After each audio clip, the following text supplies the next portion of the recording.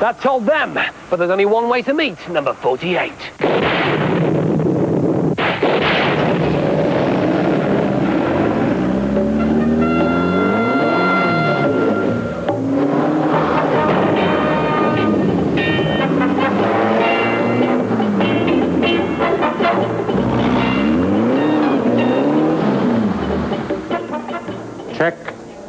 Mate. Alexis Kanner, otherwise known as The Kid, number 48. You worked on 3 episodes of The Prisoner and described it as working without a net.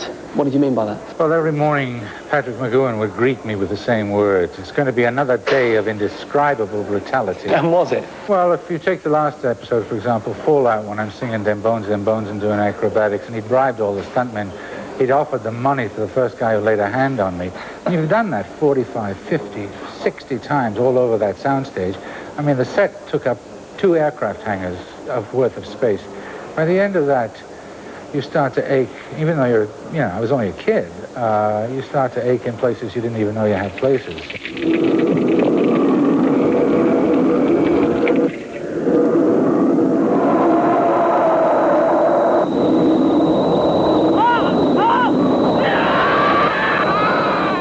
A lot of people, including myself, think the whole series was filmed at Port Miriam, but that wasn't the case, was it? No, before I began, they went up with a film crew to Port Miriam, and they filmed a whole bunch of scenes that they later stuck into the episodes. I never left MGM in London. That's amazing. So you were filming the last episode on 2 sound stages, but it was made to look like Port Miriam? Correct. Who brought me here? What about the rumour that the final episode consisted of just 3 pages of dialogue and the rest was improvised? No. Patrick wrote it on an airplane from Los Angeles. Got off the plane, came over, showed it to me. What's the name of this place? You're new here, aren't you? Where? Do you want breakfast? Where is this? The village.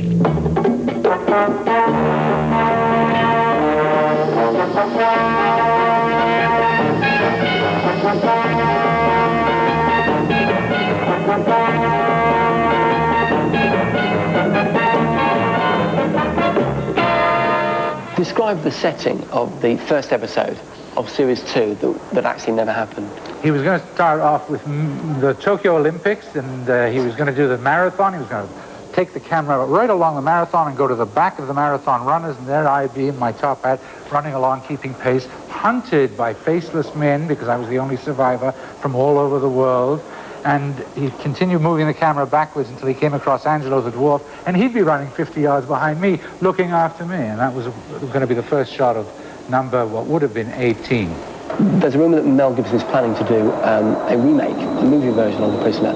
As a writer and as someone that starred in the series, where would you take The Prisoner next?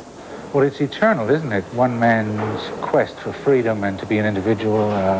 So I would just assume, as Patrick will have written the script, and Patrick's a brilliant writer, I assume that he has properly set it today. I mean, today, anyone with a computer can hack in and find out your name, what you had for breakfast, what you did last night with your wife. I mean, freedoms are actually being eroded more and more and more. The subject is even more relevant today than it was before. You know, I don't want to be a number.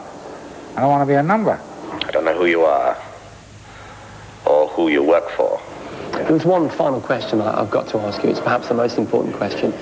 Who is number 1? Well, you're number 6. I'm not a number. I'm a free man. Is it you? Still to come on SFC, we take a look at the latest Deep Space Nine video, and Caroline will be bringing you the latest science fiction news. All I've got to do is find my way back to the studio. But wait, it's Rover!